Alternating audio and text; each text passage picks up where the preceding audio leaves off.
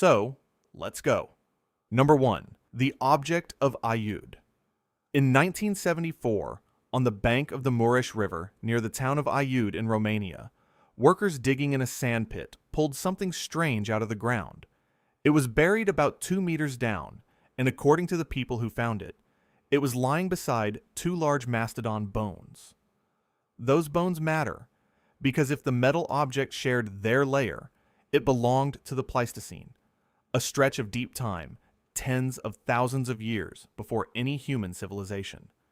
The object itself is a wedge, roughly 20 centimeters long, 12.5 centimeters wide, and 7 centimeters thick. It weighs about 2.3 kilograms. On one face, it has 2 cavities of different sizes, which makes it look like a fitting that once locked onto another part of a larger machine. When the metal went to a laboratory, the analysis came back as an aluminum alloy mixed with copper, silicon, zinc, lead, and tin. That is where the trouble begins. Aluminum does not exist in nature as a pure metal. Pulling it out of its ore requires electricity and a process called electrolysis, which was not invented until 1886. A smelted aluminum object resting beside mastodon bones would predate the only method of making it by tens of thousands of years.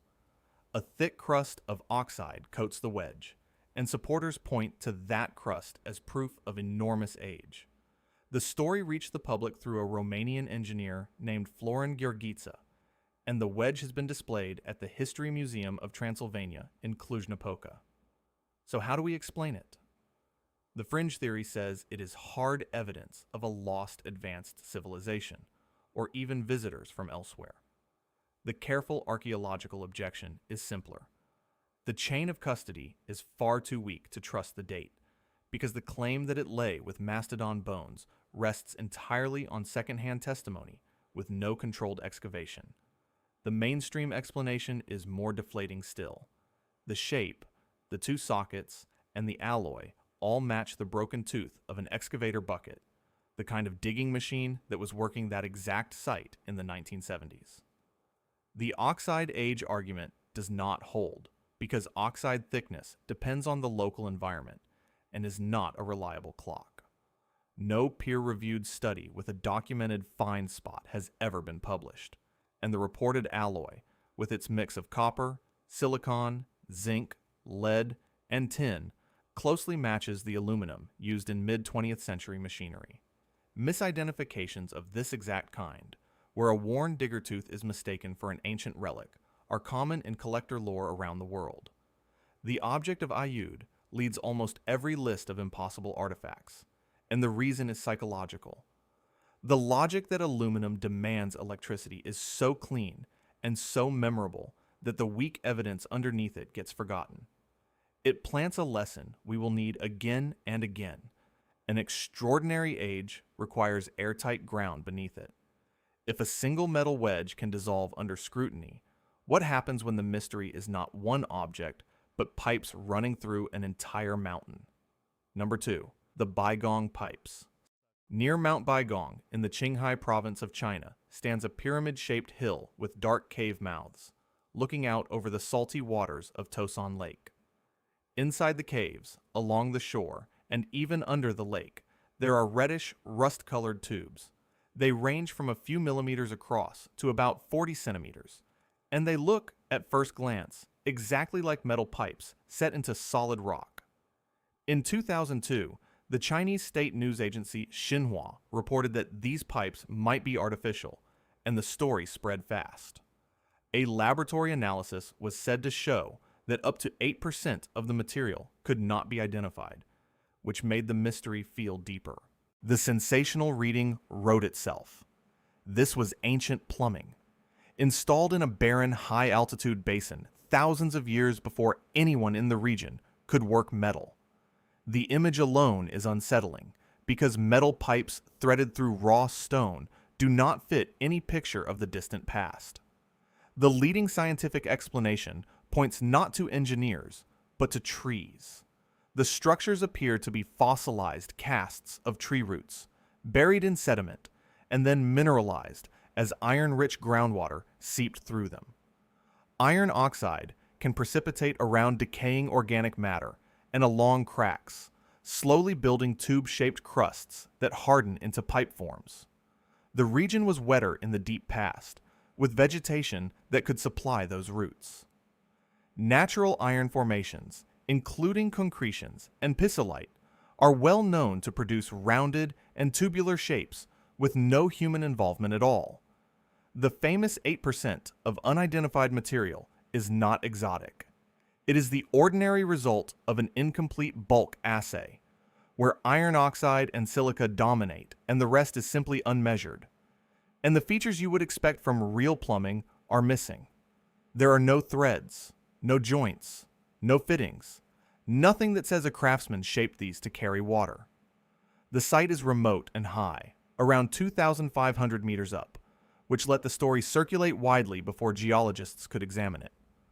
The geologists who did visit favored a natural origin. Meanwhile, a separate strand of local lore connects the Qinghai region to reports of strange lights, and that folded the pipes into alien speculation. But comparable iron oxide pipe structures show up in sandstones around the world. The mundane mechanism wins, even though the visual never quite stops haunting. A clear pattern is forming across these first two cases.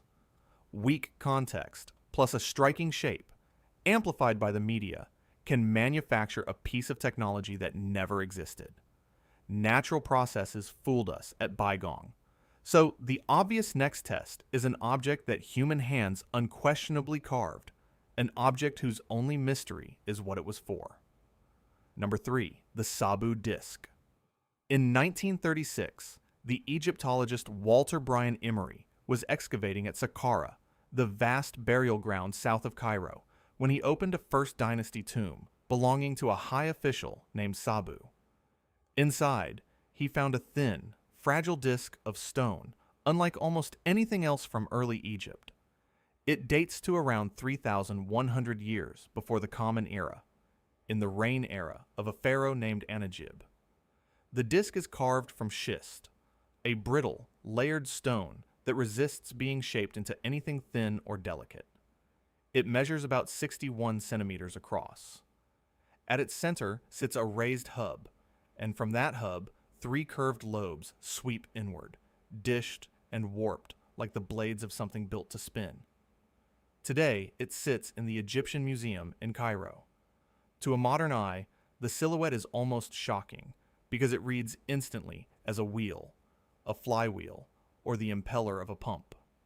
That resemblance drives the fringe theory, which holds that the Sabu Disc is the surviving fragment of a lost machine, perhaps something that once moved liquid or air. The problem is the material. Schist is far too brittle to survive the stresses of a rotating mechanical part, so as a working component, it would have shattered.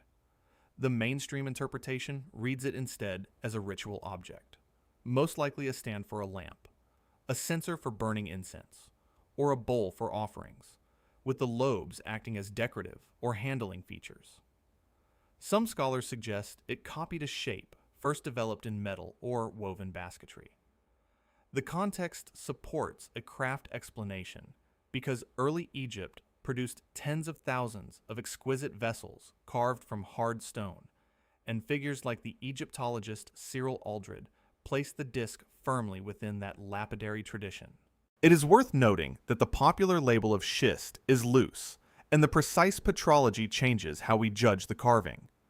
What makes the disc genuinely interesting is that no second example of the exact form is known, which leaves its function honestly uncertain.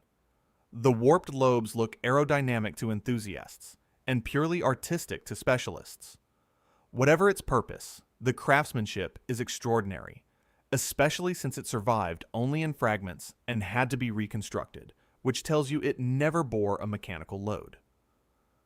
Fringe media love to pair it with Saqqara's other precision stonework. The honest verdict is the most compelling part. This is a real, securely dated, 5,000-year-old object whose use we cannot fully pin down. From a shape that merely looks mechanical, the trail leads to a carving that looks, to many modern viewers, unmistakably electrical. Number 4. The Dendera Light. In the Hathor Temple at Dendera in Egypt, hidden in a crypt beneath the main floor, there's a carved scene that has launched 1,000 theories. The temple as it stands is Ptolemaic, dating to around the 1st century before the Common Era. The relief shows a large elongated bulb shape, and inside it a snake rises out of a lotus flower. To the engineer's eye, primed by modern technology, it looks like a giant light bulb. The fringe interpretation, popularized by the writer Erich von Däniken and developed by others such as Walter Garn, reads the bulb as a glass tube, the snake as a glowing filament, the lotus as the socket, and a nearby DJed pillar as a high-voltage insulator. The claim is often stretched further, arguing that electric lamps explain how Egyptians decorated deep tombs that show little soot. The mainstream reading could hardly be more different. To Egyptologists, this is a religious image of creation, showing the sun, in the form of a serpent, being born from the lotus at the dawn of the world. The hieroglyphs carved around the scene describe exactly that, naming the solar bark and a deity called Harsomptis, with no reference to machinery of any kind. The soot argument also collapses on inspection, because oil lamps burning with a little salt added produce very little soot, and polished mirrors can bounce sunlight deep into a tomb. Most decisively, in more than a century of excavation, no lamp, no wire, and no generator has ever been found in Egypt. The Baghdad battery is sometimes dragged in as a power source, but it is far too weak, and it comes from a different place and a different time. The scholar Wolfgang Waitkus studied the temple's own texts in detail and explained every element of the scene in mythological terms. The crypts where these reliefs sit were used to store sacred objects and were decorated just like the rest of the temple. Dendera also carries a famous astronomical ceiling, which only adds to its reputation as a place of hidden knowledge. Enthusiastic engineers have even built working lamps modeled on the relief, but that only proves a lamp can be made to resemble the carving. It does not show that any Egyptian ever lit one. The resemblance is real, and that is exactly why the myth refuses to die. The lesson here is the analogy trap, where an ancient picture is quietly reshaped to match a modern device.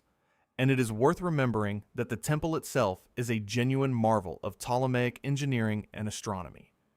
The right response is curiosity rather than contempt. But if Dendera shows a picture pretending to be technology, the next artifact raises a harder question. What if an object really could do something we would call technological? Number 5. The Nimrud Lens. In 1850, the archaeologist Austin Henry Layard was digging through the ruins of the Assyrian palace at Nimrud, known in antiquity as Kalhu, in what is now Iraq. Among the finds was a small oval of rock crystal, which is a clear form of natural quartz. It dates to roughly the 8th or 7th century before the Common Era, in the Neo-Assyrian period. The piece is about 3.8 centimeters long and 3.4 centimeters wide, and it is shaped in a very particular way. One face is flat, and the other is ground into a gentle convex curve. That plano-convex shape is the basic geometry of a lens. Tested as optics, it has a focal length of about 11 to 12 centimeters, which means it can magnify objects and concentrate sunlight into a burning point. It now sits in the British Museum. Here the theories split in a more interesting way than usual because this object plausibly worked.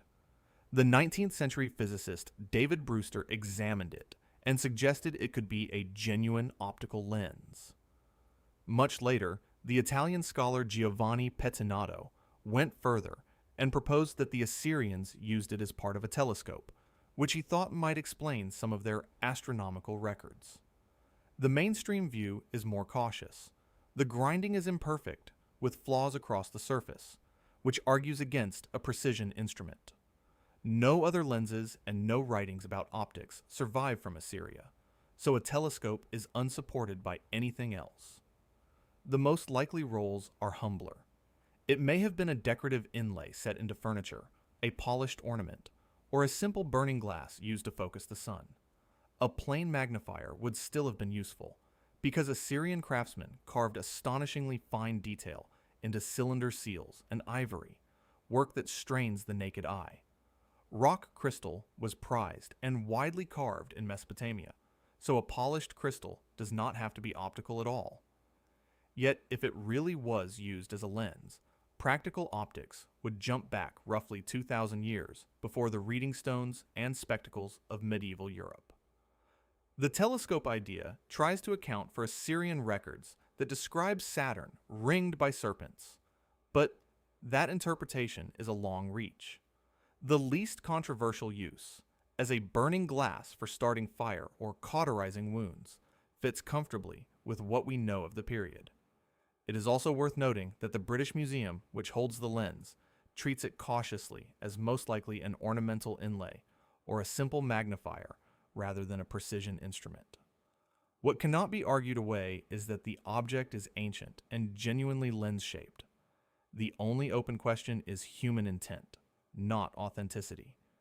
The Nimrud Lens represents the optics branch of lost technology, a small crystal that could do something real. From a piece small enough to hold between two fingers, the story now opens into a void carved out of the heart of a mountain. Number 6. The Longyou Caves. In 1992, villagers in Xi'an Beikun in the Zhejiang province of China decided to pump out a set of ponds they had always assumed were bottomless. As the water drained, it revealed not a natural pond, but a huge artificial cavern cut into the rock. Then they found another, and another. At least 24 of these caverns honeycomb the local siltstone, and they are enormous. Individual caves plunge to depths near 30 meters, with floors covering hundreds and sometimes more than 1,000 square meters. Taken together, the builders removed an estimated 900,000 cubic meters of stone. The walls are the eeriest part. They are covered in evenly spaced, parallel tool marks, a fine corduroy texture repeated across every surface with almost machine-like discipline. Inside, deliberate support pillars rise to sloped ceilings, which shows real engineering rather than random digging. And here's the central mystery, the one that separates Longyou from most artifacts on this list. There is no record, no text, no inscription, and no document names who carved these caves, when they did it, or why. They are usually estimated to be at least 2,000 years old, though precise dating has proven difficult. The theories about their purpose cover the obvious ground. They may have been quarries for building stone, underground storehouses, hidden barracks for soldiers, a royal tomb complex, or grain stores. Whatever the answer, the labor involved is staggering, possibly thousands of workers over years, leaving no written trace at all. The regular tool marks lead some fringe theorists straight to machine tools and lost technology. The mainstream view is that they are human quarries, cut patiently with iron tools by large organized work crews. The fact that they stayed flooded for centuries actually helped because the water preserved the marks and a carved relief of a horse, a fish, and a bird, hinting at cultural meaning. Those uniform marks reflect disciplined, repetitive chiseling by skilled hands, not machinery. The apparent absence of spoil heaps nearby is explained easily enough, since the broken rock could have been used as fill or building material. One genuine puzzle remains. The caves sit only meters apart, yet the builders never connected them, which deepens the question of their plan. Chinese engineers have studied the stability of the chambers at conferences in the 2000s, treating them as a serious feat of construction. The sheer arithmetic is sobering, because removing 900,000 cubic meters of stone by hand would have demanded a workforce and a timescale that any organized society would normally record with pride. That silence, more than the tool marks, is the true puzzle of Longyou. The honesty of this case is what makes it powerful. The builders and the purpose really are undocumented. From a precise emptiness carved underground, the trail climbs back into daylight, to stone that was not hollowed out but cut and stacked with impossible-looking precision. Number 7. The Puma Punku H blocks. High on the Bolivian Altiplano, near Lake Titicaca, at an altitude of around 3,800 meters, lie the ruins of Tiwanaku, and within them a platform mound called Puma Punku. It dates to roughly 500 to 600 years into the Common Era.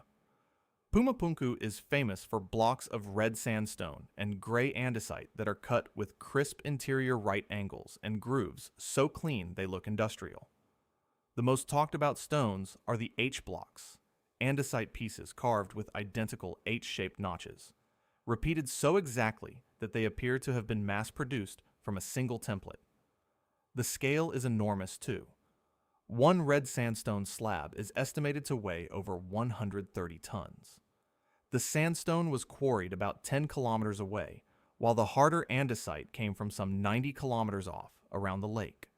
The andesite carries drill holes, T-shaped channels, and fine grooves cut to tight tolerances. The blocks were locked together with cramps of copper, arsenic, and nickel, poured into carved sockets as molten metal so they set in place. To the fringe theorist, the precision, the repetition, and the standardization all scream machine tools, diamond cutters, or lost technology. The mainstream explanation is at once humbler and more impressive.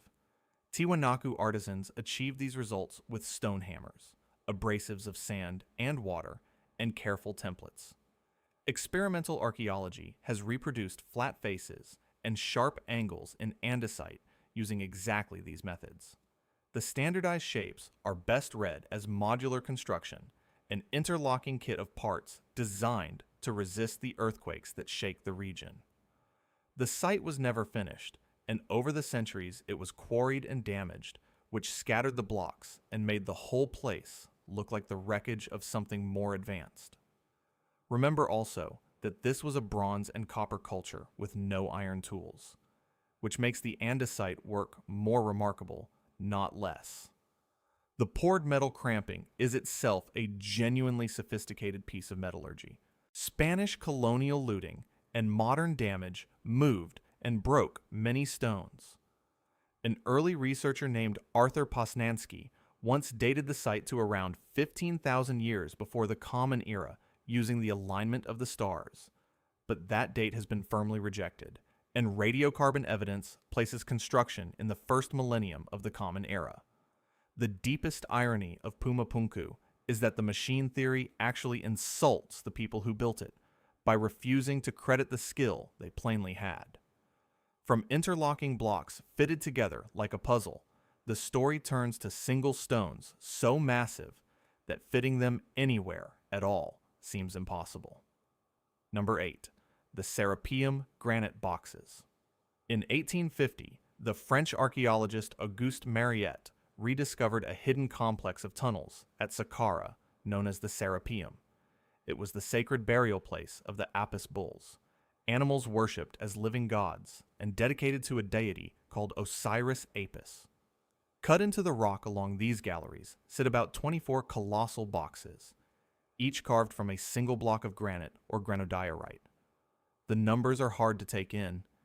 Each box, together with its lid, weighs somewhere between 70 and 100 tons. The granite was quarried at Aswan, roughly 800 kilometers to the south, and somehow transported the entire distance. The faces of the boxes are remarkably flat and square, with sharp interior corners, and that precision is the heart of the controversy. The galleries grew over time, with major expansion from around 1300 years before the Common Era under Rameses II and the pharaohs who followed. The engineer and author Christopher Dunn measured these surfaces and argued that the flatness implies machine tools, citing tolerances of thousandths of an inch and corner radii too tight for handwork. The mainstream answer relies on documented methods. The boxes were shaped with dolerite pounders, copper and bronze tools, and sand as an abrasive, backed by an enormous investment of labor. The researcher Dennis Stocks reproduced ancient drilling and sawing of granite using copper tools and sand, showing the techniques really work. The logistics may be the most staggering part, because these boxes were dragged into narrow tunnels and lowered into side niches with almost no room to maneuver. Most of them were found empty or with their contents disturbed. The claims of superhuman perfection often rest on a few selected measurements, rather than the whole surface. Crucially, some boxes are unfinished or only roughly dressed, which exposes the staged process of carving and argues strongly against any magic machine. The lids do not always fit precisely, and visible tool marks survive on many surfaces, exactly what you would expect from skilled manual work. Moving a 70-ton stone into a cramped underground chamber arguably outshines the polish of its faces. The notion that these were components of a power plant has no supporting evidence at all. No wiring, no residue, no function that fits a machine. It is also telling that the granite traveled some 800 kilometers from Aswan, a logistical achievement that the power plant theory ignores entirely, while fixating on the flatness of the faces. The honest verdict is that the Serapeum boxes are documented. New Kingdom stoneworking carried out at heroic scale. From boxes squared off with stunning flatness, the next artifact takes the same obsession with precision and turns it into something even purer. The perfect sphere. Number 9. The Costa Rican stone spheres. Beginning in the 1930s, workers clearing land in the Diquis Delta of southern Costa Rica started uncovering stone balls. Many of them surfaced on the banana plantations of the United Fruit Company. Over time, hundreds were found. They are attributed to the Diquis culture, an indigenous people who made them roughly between 600 and 1500 years into the Common Era. The spheres range from a few centimeters across to about 2.6 meters in diameter, and the largest weigh over 15 tons. Most are carved from gabbro, a coarse igneous rock, with a few made from limestone or sandstone. What astonishes people is their roundness. Some are accurate to within a couple of % of a true sphere. The first scientific study came from the American archaeologist Doris Stone in 1943, and the researcher Samuel Lothrop expanded the work through the 1950s. The likely method combined several steps: controlled fracturing of a boulder, pecking the surface down with harder hammerstones, and grinding and polishing with sand. Heating the stone and then cooling it quickly may have helped flake off the surface before the final shaping. The spheres were often arranged in deliberate lines and geometric groupings, which suggests astronomical or social significance. Tragically, much of that arrangement was destroyed because plantation workers dynamited many spheres in the belief that gold was hidden inside. There was no gold. The fringe theories reach for Atlantis and alien navigation markers. The mainstream view is that these are indigenous monuments, demonstrating real skill and serious social organization, with no lost technology required. In 2014, 4 of the sphere sites were named a UNESCO World Heritage Site, recognizing the achievement of the Diquis people. The gabbro came from the Talamanca Mountains and had to be moved long distances to the delta. The central question for most viewers is simply how such roundness was achieved with Stone Age tools, and the honest answer is patient craft rather than machinery. The deeper loss is context, because once a sphere is rolled off its original spot, its meaning is gone forever.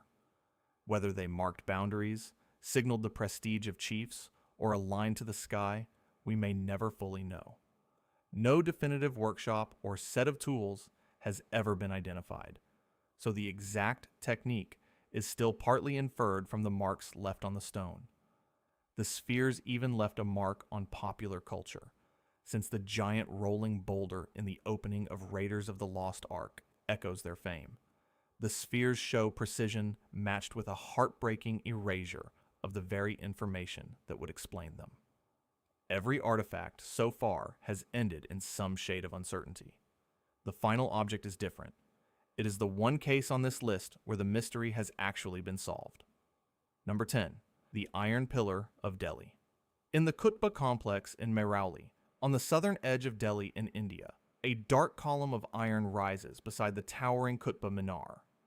It was erected around 400 to 415 years into the Common Era, during the Gupta period, and an inscription on it credits a king named Chandra, generally identified as Chandragupta II.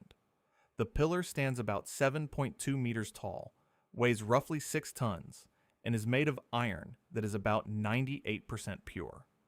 Its claim to fame is almost unbelievable. After 1,600 years standing in the open, through the heavy humidity of the Delhi monsoon, it has barely rusted. For a long time, this looked like genuine lost technology. Then, in 2003, the metallurgist R. Balasubramaniam of the Indian Institute of Technology at Kanpur explained it. The pillar is protected by a thin passive film made of a compound nicknamed misread, an iron hydrogen phosphate that forms a dense, stable barrier over the metal. That film owes its existence to the high phosphorus content of the iron, around 1%, which comes from the ancient way the iron was smelted, using charcoal without the limestone flux that modern furnaces add. Over centuries, the phosphorus migrates to the boundary between metal and rust and catalyzes the protective layer. This is real ancient metallurgy, knowledge that was genuinely developed and then forgotten, only to be understood again in our own time. The pillar was also forge welded from many separate blooms of hot iron hammered together, a serious feat in itself. A long tradition held that anyone who could stand with their back to the pillar and clasp their hands around it would have good luck, and that practice wore down the base, which is now fenced off. The column may not have started in Delhi at all, since the inscription suggests it once stood elsewhere, perhaps at a temple to Vishnu, and a decorative bell-shaped capital on top likely held an image, possibly a figure of Garuda. Today, it is a global benchmark in the history of metallurgy. Modern weathering steels, which are designed to form their own protective patina, work on a principle that echoes the pillar's natural film. Unlike every other object on this list, the iron pillar's mystery is fully resolved, and that is precisely why it belongs at the end. It is the honest, evidence-based answer to the promise in the title. Across 10 very different artifacts, a single pattern has been forming, and it is worth naming directly. Looking back across all 10, 3 traps keep turning ordinary things into impossible ones. The first is weak provenance, the failure that sank both the Object of Aiud and the Baigong Pipes, where either the find spot was never controlled or the object was natural all along. The second is pareidolia, the human habit of seeing familiar machines in unfamiliar shapes, which is what happens with the Dendera relief and the Sabu Disc. The third is selective measurement, where a few cherry-picked spots on a granite box get reported as flawless, while the tool marks and unfinished surfaces go unmentioned. Real archaeology guards against all 3 by demanding stratigraphy, secure dating, and full material analysis rather than a single dramatic number. Notice where these objects cluster. They gather wherever the documentation is thinnest, in places and periods that left few records to push back. Media amplification does the rest, turning one shaky claim into an established mystery repeated for decades. The principle that cuts through it is old and simple. The more extraordinary the claim, the stronger the evidence it needs. A genuine anomaly survives independent retesting, while most of these do not. None of that means the wonder is wrong, because the urge to ask how is the same engine that drives real discovery. The key is to separate what is merely unexplained from what is truly unexplainable. Many of these artifacts are unexplained only because the context that would have answered our questions was destroyed.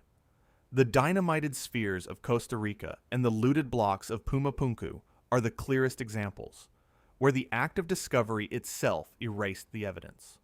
Once a stone is moved off its original spot, or pulled from a layer with no record kept, the most important data is gone before any scientist arrives. The deflating explanations all share a thread, and it is a flattering one for our ancestors. Sand poured under a copper saw will cut granite, a fact proven by experiment, not assumed. Dolerite pounders shape and dress the hardest stone through sheer persistence. Templates and modular design produce the repeated, standardized forms that look mass-produced at Puma Punku. Molten metal cramps, poured directly into carved sockets, bind multi-ton stones together against earthquakes. The chemistry of charcoal smelting, with no flux added, made the corrosion-proof iron of the Delhi pillar. Patient grinding of rock crystal yields a working lens. Massive, coordinated human labor moves a 70-ton box into a tunnel barely wider than itself. What all of this shows is that patience, organization, and accumulated skill substitute completely for machinery. This knowledge passed from master to apprentice, by hand and by voice, not through manuals that survive for us to read. That is why the machine assumption is not just wrong, but backward, because it underrates the very people who left these things behind. The real lost technology, almost every time, is not a missing gadget. It is lost know-how, a way of working that died when the people who held it died. The poured copper, arsenic, and nickel cramps of Tiwanaku and the phosphorus chemistry of the Delhi pillar are not lucky accidents. They are evidence of deep, deliberate experimentation with materials. Respecting the ancient engineer is the proper corrective to mystery mongering. If technology is really know-how, then losing it is easy, and history shows it happening over and over.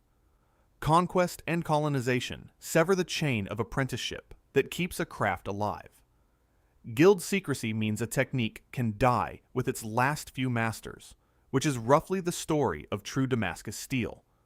Records written on perishable material rot away, leaving only what was cut in stone or cast in metal. A method tied to one rare ingredient simply vanishes when that ingredient runs out. Collapsing demand ends a craft entirely, the way the trade in carved spheres faded. Migration and shifting climate empty whole settlements, taking their skills with them. Religious suppression erases texts and the practices written in them. The iron pillar makes the point perfectly, because the chemistry that preserved it was a mystery even to metallurgists until 2003. Loss, then, is the normal state of affairs, and the survival of know-how is the rare exception that needs explaining. This reframes the entire idea of lost technology as a deeply human story, rather than an alien one. It also carries a quiet warning about our own time, because modern knowledge is far more fragile than we like to think. A single generation that fails to pass on a craft can break that line forever, no matter how brilliant the original achievement was. The thing that keeps any technology alive is an unbroken line of people who still practice it. So why do the same dozen objects circulate forever? Part of the answer is that their shapes are legible, because a bulb, a wheel, and a pipe read instantly to a modern viewer. Part of it is psychological, since for some people it feels safer to credit great achievement to outsiders than to the ancestors of people they underestimate. Wonder also sells, while nuance does not, and documentaries and online forums recycle the most astonishing version of each story. The presence of a few genuine uncertainties, like the Sabu Disc, the Nimrud Lens, and the Longyou Caves, lends a borrowed credibility to the whole genre. Confirmation bias filters out the boring explanation before it can land. National pride and tourism keep certain sites wrapped in myth, and the internet preserves every debunked claim indefinitely, so nothing is ever truly retired. Skepticism, unfortunately, is far less shareable than astonishment. The healthiest stance sits between the extremes, curious and humble, but led by evidence. Mystery and science are not enemies in this story, because each one feeds the other, and the questions raised by these artifacts are exactly what good archaeology exists to answer. Either way, every object here is worth knowing, whether or not it is impossible. That brings us back to the promise in the title and the honest answer it deserves. Most so-called lost technology artifacts turn out to be real objects with ordinary human origins, explained by skill rather than secrets. A few of them, like the Sabu Disc, the Nimrud Lens, and the Longyou Caves, keep genuine questions open, and those questions are worth sitting with. And one of them, the Iron Pillar of Delhi, proves beyond doubt that sophisticated ancient technology truly existed. The deepest truth running under all 10 is simple. The advanced technology was never a hidden machine. It was the builders themselves, their hands, their patience, and their accumulated understanding of stone and metal and light. What we lost was their know-how, not their hardware, and that loss is the real cautionary tale hiding inside every myth. Wonder turns out to be completely justified. It just points at people instead of aliens. Even the objects that get debunked still teach us something valuable, because they train us how to think, how to weigh evidence, and how to tell the unexplained from the unexplainable. The past is stranger and far more capable than the legends give it credit for. So the question worth carrying away is not whether ancient people were secretly modern. It is this: what are we building right now with all our confidence that could one day be lost so completely that someone digs it up and calls it impossible?